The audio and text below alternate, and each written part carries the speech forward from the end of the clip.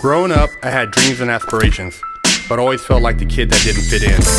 For the most part, I wasn't a bad kid, but when I made the transition into adulthood, I turned to the streets for guidance. This led to getting locked up in juvenile hall, doing time in CYA, and eventually a 120-month sentence in federal prison. I had a lot of time to think and reflect during my federal sentence, so I share with you what I learned, hoping I can positively influence someone else's life with Prison Talk. 916, you're getting down with another episode of Prison Talk on Fresh Out. You know, we do it over here raw, real, and uncut. I got a email from a viewer, and they were, commenting about, being an older individual and about things have changed, and OG, you're talking about what it was back in the days, and in a sense they were saying that I'm out of touch with the youth, right? With the culture right now as far as what's going on in the streets. The takeovers, the tearing up shit, the smash and grabs, the Rolex robberies. You're young, you feel invincible. You can get a gun easy. You get a gun, you think now, you're some type of Jedi. You can wave that thing around, shoot people, no consequence. You don't even think about the consequence when you're that age. I guess 18, 19, 20, 24, 20. You ain't never been in a pen, or you got in, you got out, and you think, I'm invincible. Let me tell you something, man. I remember being a Lompoc USP 24, maybe 25. And in Lompoc USP, you don't ever see anybody parole from there. Nobody paroles from there. Nobody. It's the USP, man. People die there or get transferred to a medium, but you don't go from there to home, there to camp. It doesn't happen. You got to work your way down. You're there because your points are high. You got a prior, you got a record. And talking to some of these cats, man, guys who got 4 or 5 lives, plus 50 years, and you're thinking like, why did a judge give somebody 4 lives plus 50? I mean, how does that work? I mean, how are you going to do that much time? Well, in case you're on the appeal, you get, 2 or 3 to life off. You still got to deal with the 50 years. And when you talk to somebody who's mid-50s, who's been down 20 years, and they said they're like halfway done. You're like, what? Or, they got 10 more. It doesn't make sense. You can't comprehend that. Guys who have, I was in Marion, I came from Leavenworth. I was in the hole for like 2 years, 3 years. You're like, God. And you're fresh in there, and you're thinking about all the things about the street.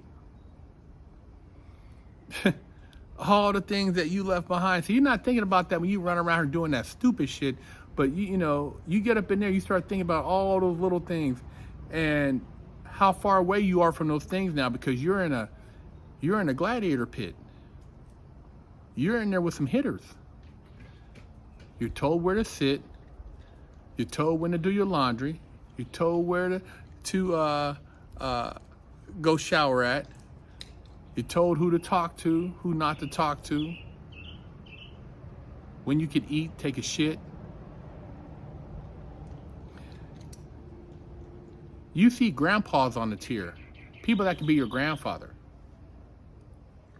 And you look at your numbers, right? Because they give you football numbers.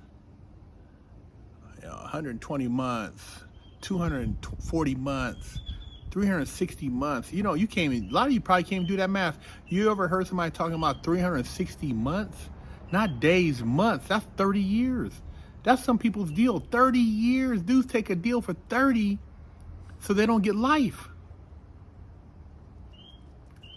You imagine a dude taking a deal for 30 years and he's 19, 21. You thinking, damn, they're going to give this dude the same amount of time he's been alive plus 10 more years on top of that to figure it out. And he didn't even get caught with nothing. You guys are doing shit right on the news. You doing shit in high-speed chases. You doing shit broad daylight. You thinking, man, this is gravy. When the state drops the charges and the feds pick it up, it's a wrap, bro. You gonna be that old nigga on a tier who's shuffling, who's taking all type of medication in there, been working in the factories. Bro, everybody you knew or thought cared about you is done with your ass. After 20, 30 years, maybe after 5. I remember one ignorant ass dude, I made sure I never talked to him again. He was like, oh, youngster, how much time you got? Oh, man, I got like a decade, homie. Oh, man, you got another one in you. No, I don't, you dumb ass nigga. No, I don't have another one in me. I don't have nothing left after I get out of here.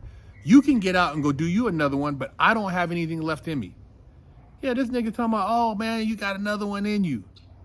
That's how ignorant some of these dudes are. Some of these dudes, their whole thing in prison is walking the track, telling war stories, and then when they get out, they got some old broad they used to pump on, or they done sold her some dreams, and they get out and they gonna do the same shit because they ain't prepared their minds. They're not doing anything to shift their paradigm, their paradox, their social model, their spiritual foundation. They're still on the same shit. They banging. I've seen dudes in their 50s and they're still banging, sagging.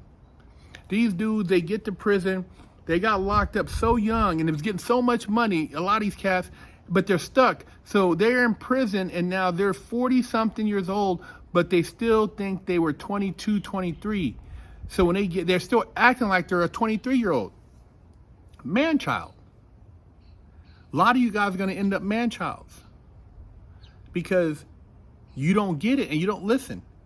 You had no dad. You had nobody to kind of give you guidance. So you went to the streets. The big homie showed you this, put you up on a couple licks. Maybe you was getting money. You seen this, seen that, whatever. And now you on one. Hopefully if you watch this video, it might give you a little perspective. But most of you guys, you don't care because like you said, hey, OG, you don't know what's going on out here, man. You talking that shit, blah, blah, blah, blah, blah. But I've been there, done that. Been there, done that, man. And my whole thing now is saving lives, man. Not glorifying this shit. See, it's crazy because everybody else, they just continue to entertain you guys. You don't hear none of these so-called celebrities or people with status on social media saying anything about the ignorant ass shit that's going on. July 4th weekend, Chicago, 50-something people shot. 50-something shootings. Ain't nobody, they don't talk about it. They don't even, it's like, oh, but then you see one little incident over here and it's a racial, oh my God, it's racist. But what about all this other shit? All these dudes shooting and doing all this shit, going to the pen. Ain't nobody saying nothing. Nothing. You come over here, I talk about it, I get shadow banned. If I was in here talking about banging and getting, getting licks and all this other ignorant ass shit, 2 million subscribers. They got the culture backwards. It's disgusting, man, how they look at the intelligence of black people, man. Minorities in general. They just like, whatever, man, we're going to keep you guys promoting what you do because you make money for the system. You keep the bed spaces full. It's a hustle for them. If ain't nobody going to prison, how they making money? How they making money? We need y'all to be doing these daytime robberies, high-speed chases, all this low-hanging fruit shit. We need you guys to act a damn fool so you can come up in here and be that old nigga on the tier, shuffling, looking at other youngsters who come through there because you done got wore out. You done put in all your work. You were a torpedo. You were the man. Now you became an OG. Now you the grandpa. and you got all these books and you try to give it to these dudes, but like a lot of those dudes, unless they got enough sense to somehow take advantage and they ain't got too much time, they can get out and make a change. But a lot of them, they got so much time, by the time they get out, they can't even help their kids because their kids don't want nothing to do with them because they gonna be the old niggas on the tier. It's a cycle, man. This shit is a cycle, and call it what you want, but I call it cultural programming, destruction, eradication of black men.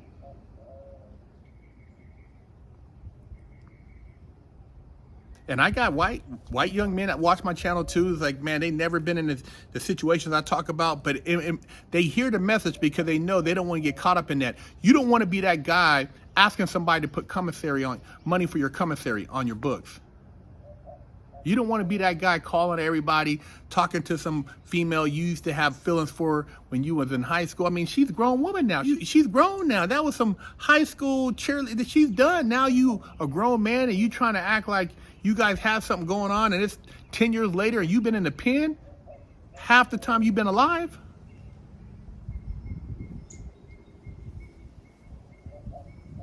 Yeah, man. A lot of you guys are gonna have wake-up calls, man. You're gonna have wake-up calls because you keep messing with that low-hanging fruit. I try to lace you up, but you could take this message, hopefully, and get some gain from it. Hopefully, I could save some lives. And you can make choices that will take you in a better direction in life and not be fooled by thinking there's no consequence or accountability for your actions, because a lot of you guys think there's no consequence, and this is exciting for you right now. You're in exciting times. I've had some exciting times. I've been in the mix with a lot of bullshit, a lot of shit, man. But I'm telling you, at the end of the day, now, man, it's got me to this point, but there was another route I could have took, and it didn't require me to do the shit that I did to get here. Big Herc 916, Fresh Out Prison Talk. Subscribe, share the channel. With Fresh Out Ministries, we're doing a new program where we're doing a takeover of a mom pop cafe or restaurant, and we're doing a pay it forward. So we're going to offer free meals at this particular restaurant or cafe, mom pop, for a certain amount of time, and we are asking that you make a donation to pay it forward so that we can continue doing this program for other mom pop restaurants and cafes, because we know that it's hard times out here. You have a lot of people that talk the talk, but they don't walk the walk, and so we're actually walking the walk. We've been doing it for over 11 years on social media. We've been getting shadow banned. We've been getting demonetized. So we want to give back, and this is our way of giving back to helping everybody through these trying times with this economy. A lot of churches, they got $100 billion, and you don't see them out here helping the people who are in times of need, but they're still taking in the form of donations. But how's it helping the community? We want to build a community sense where we help each other. We can all overcome. You can't sit around waiting for somebody to save you. You got to save yourself. And this is the way you do it. So by us being able to do these takeovers with Fresh Out Ministries, with the mom pop restaurants and cafes, we want to be able to film, talk to you guys, get your feedback on what's going on right now in society. Hopefully you guys find it in your heart to donate. This donation, which is a pay it forward, will allow us to do other mom pops around the country eventually. But right now we're going to be in Southern California and Los Angeles, Orange County. So hey, reach out to your local businesses there. And if you are out of town in another area and you would like us to come there, if you provide the necessary means, we will come there also and do the same pay it forward. But right now, hey, if you're in locally in Los Angeles, Orange County, hit us up, freshoutseries@gmail.com. You can also make a donation on our link tree on our Instagram at Fresh Out Series. We look forward to seeing you guys.